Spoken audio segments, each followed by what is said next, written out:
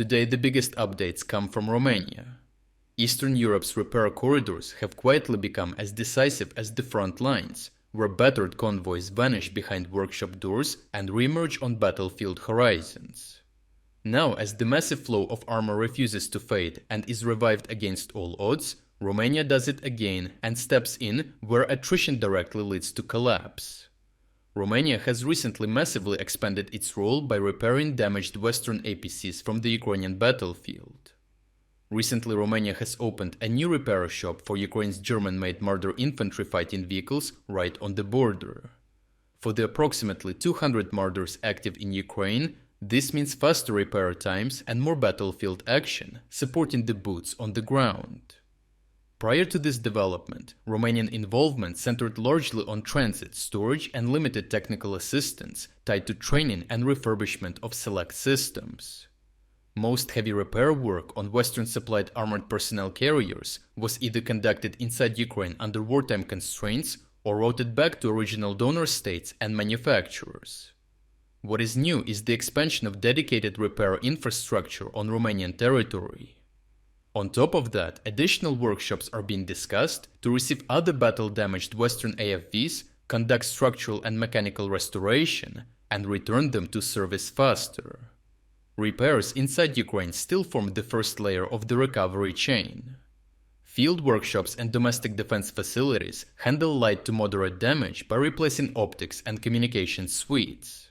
They also repair track elements and patch armor, thus enabling vehicles to return to combat in the shortest possible time after suffering light but almost inevitable damage on the front line.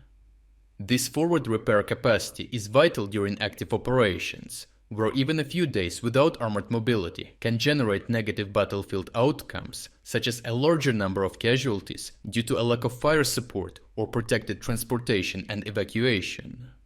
However, heavier damage, such as damaged hulls or armor parts, requires specialized diagnostics and manufacturer-grade components and workshops, which are difficult to sustain under a constant enemy missile threat.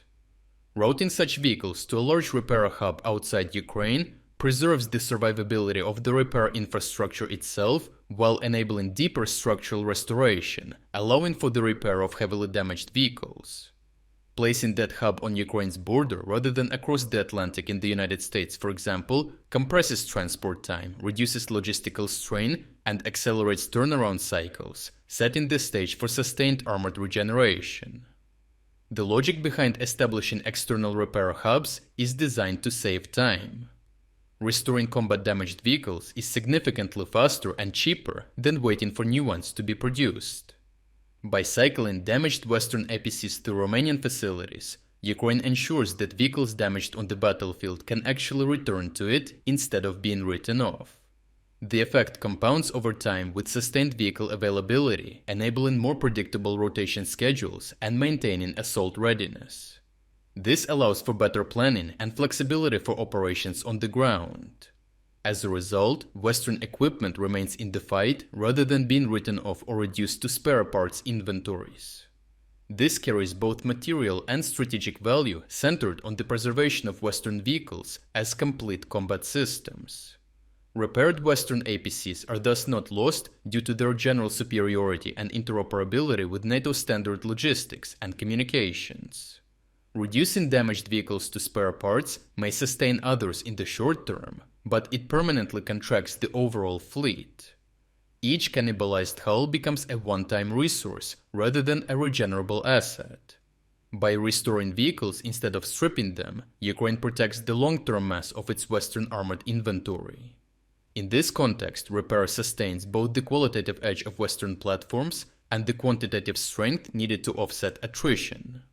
Overall, battlefield losses are no longer terminal events, but the starting point of a regeneration cycle that turns damaged armor back into usable combat power.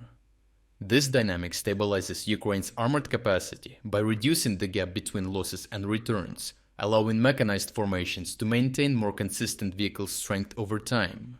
The outcome is twofold. Ukraine preserves assault momentum, while Western allies see their equipment remain operationally relevant rather than depleted.